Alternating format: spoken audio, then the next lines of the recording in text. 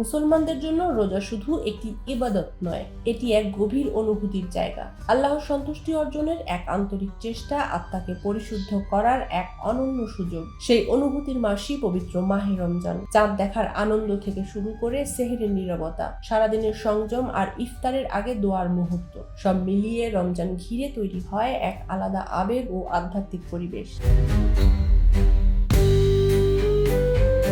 ইসলাম ধর্মে রোজা ফরজ ইবাদত। সুবহে সাদিক থেকে সূর্যাস্ত পর্যন্ত পানাহার ও সকল অন্যায় কাজ থেকে বিরত থাকার মাধ্যমে একজন রোজাদার আত্মনিয়ন্ত্রণ, ধৈর্য ও তাকওয়ার অনুশীলন করেন। ধর্মীয় বিশ্লেষকদের মতে রমজান শুধু ক্ষুধা তৃষ্ণা সহ্য করার বিষয় নয়, এটি চরিত্র গঠন, আত্মসমালোচনা এবং নৈতিক উন্নতির মাস। এদিকে রমজানকে কেন্দ্র করে জনস্বাস্থ্য ও নিরাপত্তা বিষয়ে সতর্ক থাকার আহ্বান জানানো হয়েছে। বিশেষজ্ঞরা বলছেন, ইফতার ও সেহরিতে অতিরিক্ত ভাজা পোড়া খাবার এড়িয়ে পুষ্টিকর খাদ্য গ্রহণ করা উচিত। পর্যাপ্ত পানি পান এবং ইফতারের আগে সড়কে তাড়াহুড়া না করার পরামর্শ দেওয়া হয়েছে।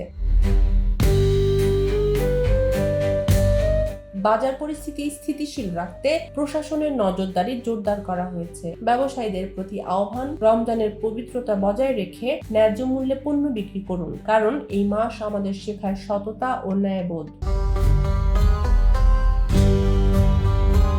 রমজানের অন্যতম তাৎপর্য হলো সহমর্মিতা। যাকাত ও ফিতরার মাধ্যমে অসহায় মানুষের পাশে দাঁড়ানো এই মাসের বড় শিক্ষা। বিভিন্ন সামাজিক সংগঠন ইতোমধ্যে ইফতার ও খাদ্য সামগ্রী বিতরণ কর্মসূচি হাতে নিয়েছে। পাশাপাশি ভিন্ন ধর্মাবলম্বীরাও সম্প্রীতির বার্তা নিয়ে অংশ নিচ্ছেন নানা আয়োজনে, যা আমাদের সামাজিক ঐক্যের প্রতিচ্ছবি। সবশেষে বলা যায়, পবিত্র মাহে রমজান কেবল একটি ধর্মীয় সময় নয়, এটি আত্মশুদ্ধি, মানবতা ও ভালোবাসার মাস। রমজানের শিক্ষা আমাদের জীবনে স্থায়ী হোক। রমজান মোবারক। ডেস্ক রিপোর্ট, নতুন কাগজ।